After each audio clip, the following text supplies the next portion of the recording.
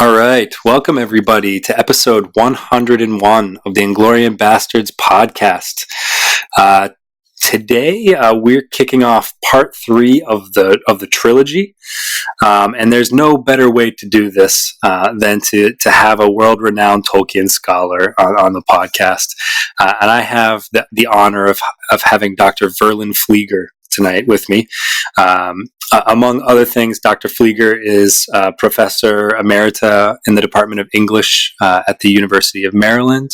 She's a professor at Signum University. She is the author of many books, the editor of many books, and of course our focus is on the books about Tolkien and essays about Tolkien and his Legendarium. She is co-founder and editor of the Tolkien Studies Journal as well. She has written a few young adult novels and is 3-time winner of the Mythopoeic, one of the Mythopoeic Awards.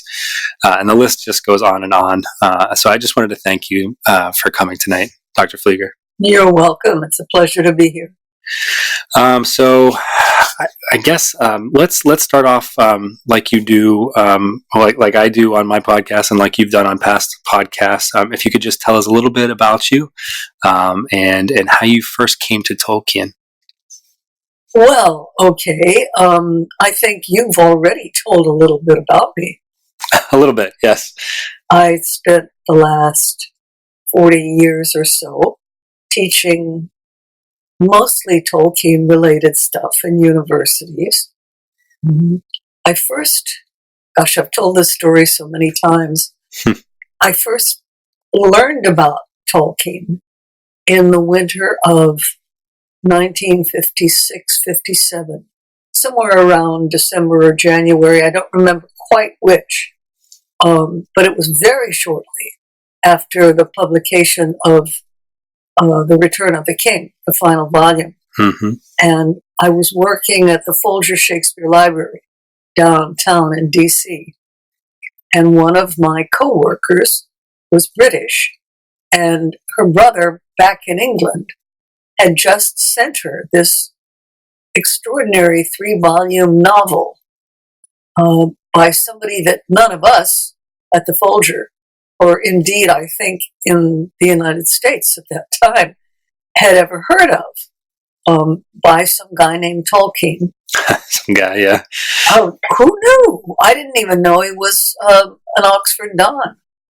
All I knew was that he had written this book. Well, anyway, she gave it to all of us. We all read it. We passed it around. We decided we really loved it.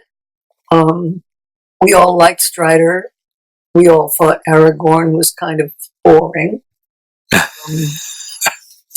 And that was really pretty much it until 8 or 9 years later, when my oldest son, at that time about 8, came down with a terrible case of poison ivy. His face swelled up. He had no nose, no eyes, no mouth. He couldn't play outside. He couldn't watch television. He couldn't do anything, poor guy. And in desperation, I reached for a nearby book, opened it up, and started to read when Mr. Bilbo Baggins of Bag End Hobbiton announced. And we were off in the story of Bilbo and his birthday party. And it held my son's attention. It got the attention of my other 2 kids. I actually finished up the summer by reading them the whole book, and that got me reinterested in it. Mm-hmm. And I was back in graduate school by that time and teaching low-level courses at Catholic University, and I thought that this was the 70s, that they might be interested in a course in fantasy, which was my clever way of getting Tolkien into the course. And I proposed the course. It was accepted. I was right. It was the right time for it. It was immensely popular. We had to add sections, and that is really the way it started. That's a great story, and I think it probably resonates with a lot of people. I myself, right now, I have an 8-year-old daughter that we just finished the Hobbit, and we're getting into the Fellowship now, and we're studying the Atlas and Middle Earth at night, right before she goes to bed, looking at the places that we've talked about. But I'm curious, how did you? What was it about fantasy that really piqued your interest and made you want to sort of delve into that, for 40 years? Well, I didn't know at the time that I was going to delve for 40 years. And I also wasn't interested in it as fantasy.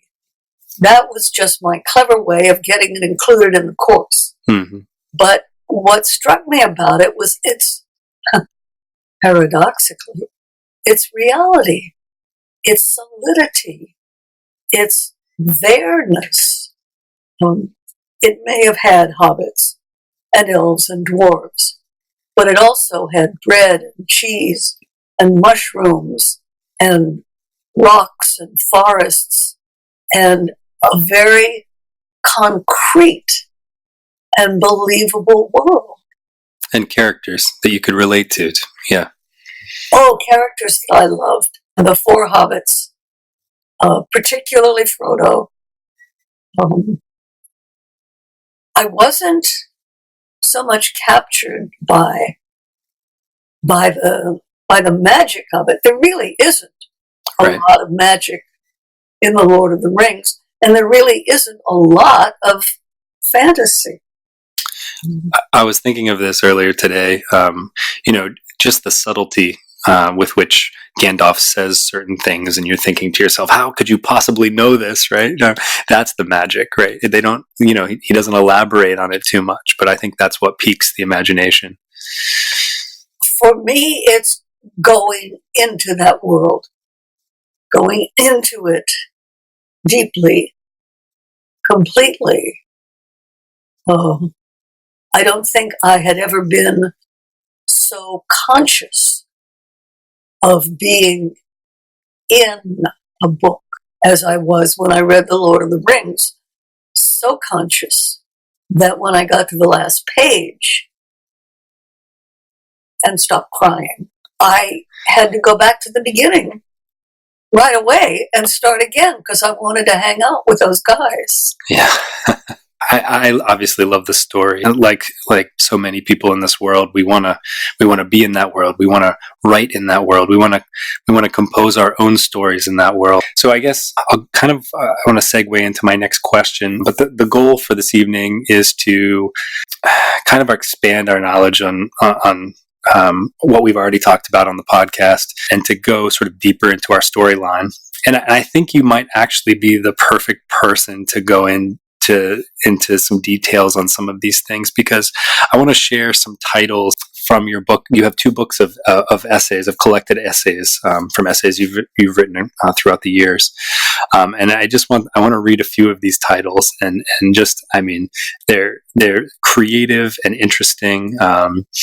Here's one: The Body in Question, The Unhealed Wounds of Frodo Baggins. Who doesn't want to know more about that? Drowned Lands, right? Discussing Numenor. The Curious Incident of the Dream at the Barrow, Memory and Reincarnation in Middle-earth. There's just so many, and there's one that I just caught here. How Trees Behave, or Do They? Question mark. That's a great title.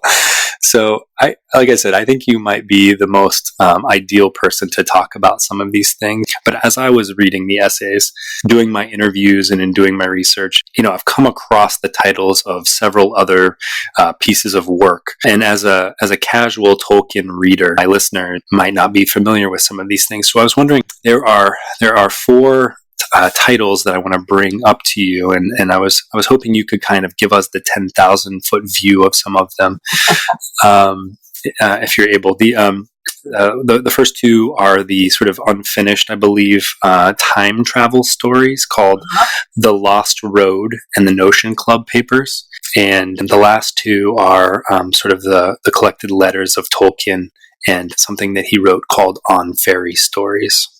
Could you help us better understand those? Well, I could try. Order.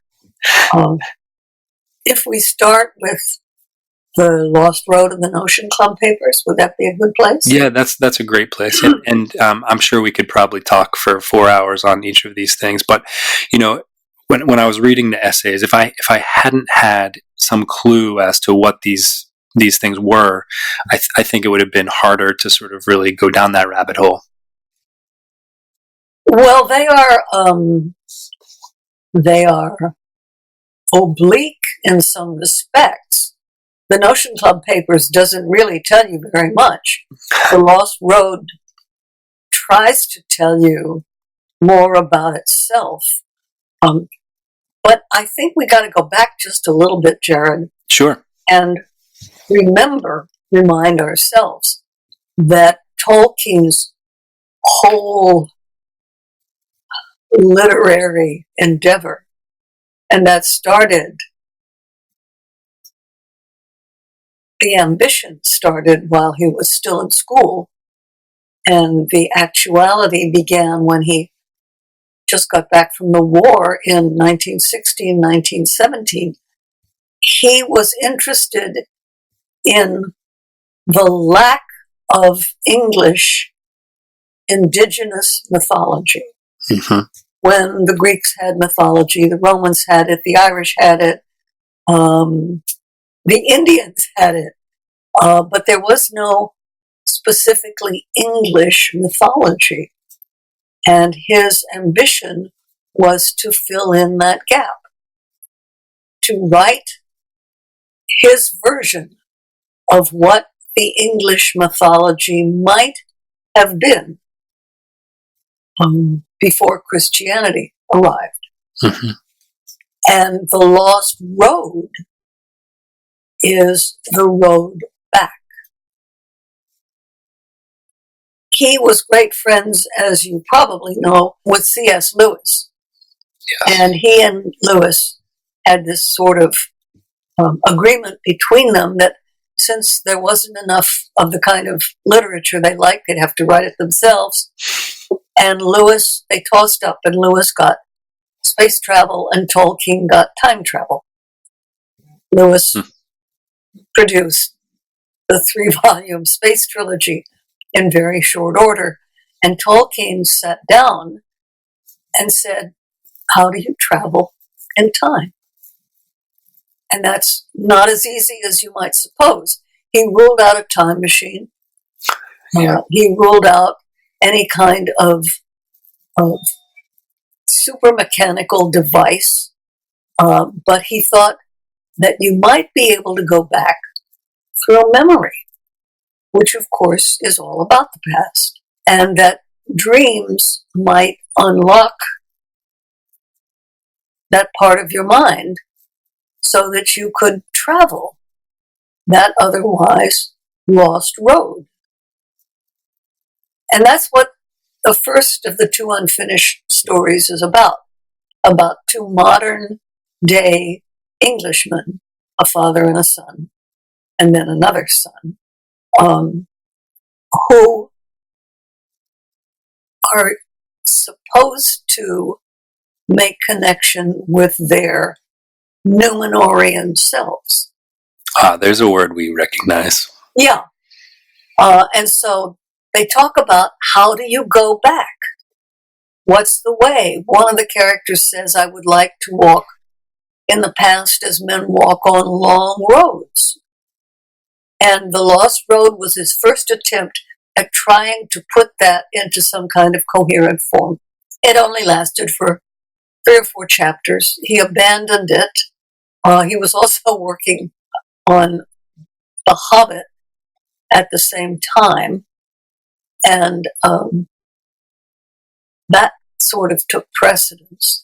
And he didn't pick up the idea again until, roughly 1944, 45, with the Notion Club papers, which took the same idea, but instead of a father and son, had a society of English professors based on his academic gang, the Inklings, and they sit around debating how do you travel in time, in space.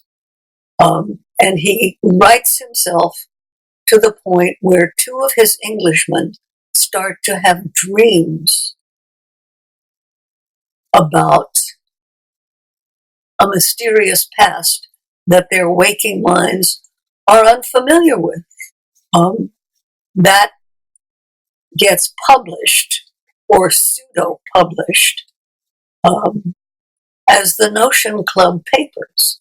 And it's the same idea, but worked on a more sophisticated level of modern-day people being pulled back to their ancestral selves. And that's what the Notion Club papers really is. It's a shame he never finished it. Well, I'm noticing a kind of a trend with Tolkien where he has an idea that he doesn't fully abandon, and he comes back to it and changes it and develops it. We've seen that in some of his other writings. Indeed, we have. The letters are a gold mine, a treasure trove. They're not the collected letters. They're the selected letters. So it's not everything, and new letters keep popping up. But it's mostly about the writing of the Lord of the Rings, and it gives a lot of insights into what Tolkien thought he was doing. Well, are these the letters, sort of you said selected letters, but are they from the various libraries, sort of the shared library of Marquette and Bodleian? Not when they were published, no. I think that many of them were in possession of Tolkien's family and were contributed to this volume. More of them are to Christopher than to anyone else in the published version. And it was he, I think, who commissioned Humphrey Carpenter to edit them. They're now at the Bodleian. But I believe even now they're kind of restricted. You can't just walk in off the street and start. No, I can vouch for that. I've contacted the library and tried to go see them, and I was told that I need to be a researcher. Is this a good time to transition to On Fairy Stories? Oh, certainly. That's an incalculably important element in Tolkien's writing. Its centrality to the way he wrote and to what he wrote cannot be overestimated. It's a very, very important reference tool. He first gave it as a lecture in 1939, I think, at St. Andrews, and he then extensively revised and extended it, and it's been published several times. It was published in essays presented to Charles Williams, and then Christopher edited a whole volume of Tolkien's essays, of which this is one. But it has some very important concepts that are central to Tolkien's work. It's extremely complex, very dense. It does have a shape or tone. Shippey doesn't think so. But the major concepts in it are the notion of the interdependence of language and mythology. And mythology is always the sort of ever-present background to Tolkien's writing. He never stopped writing his mythology for England. And The Hobbit got pulled into it, and The Lord of the Rings got pulled into it, and then the mythology got pulled into The Lord of the Rings, so that they became kind of intertwined. The idea is that people's words create the world they live in. That the words you use are not just odd descriptive counters. They say a lot about where you think you are and what you think about it. Mm-hmm. When Tolkien first discovered this, he was just going up to Oxford. He ran across a mythology that he'd never heard of before, and it absolutely bowled him over. It was the mythology of the Finns, and it was called Kelevala. And he read what he thought was a very bad translation of it. And at that time, all these ideas were sort of coming together, and he thought, well, of course it's bad. It's a translation. The only way to read it is to have the actual Finnish words. So he tried to teach himself Finnish. He said he was repulsed with heavy losses. But the effort to do that shows how important it was to him to enter into the world by means of its language. And to understand. Yeah. Now, is that where his love of and the beginnings of Quenya came in? Well, he'd been making up languages since he was a little kid. But it may be the very, very early tentative beginnings of what turned into Quenya. Mm-hmm. He wrote one of the stories in Kelevala in his own words to try to make it more his, called The Story of Kullervo, a very tragic story. But when he did it, if you read it, you can see he's already trying to make it his, trying to take it from the Finnish mythology and work it around so it's his words, his language, mm-hmm. that is expressing this story. Well, that's what On Fairy Stories tells you. The other thing it talks about that's really important is what fairy stories give you. And what they give you is a happy ending brought about by the eucatastrophe. It was a word he made up. The eucatastrophe? EUCATASTROPHE. Eucatastrophe. The good catastrophe. Huh. The thing that looks like it's going to make everything go to hell, and at the last minute it turns around and everybody pulls through and we all live happily ever after. And that turn at the precipice of disaster, he felt was the thing that really, that was the kernel of the fairy story. The moment when you catch your breath, when you think, oh, it's going to be all right. She's going to wake up. He's going to kiss her. All of the fairy stories that you know about, Sleeping Beauty and Snow White and all of those. And of course, he then proceeded to write the greatest eucatastrophic moment in 20th century literature, At the Cracks of Doom. I wondered if you were going to bring up Mount Doom, yes. Oh, it's got it all.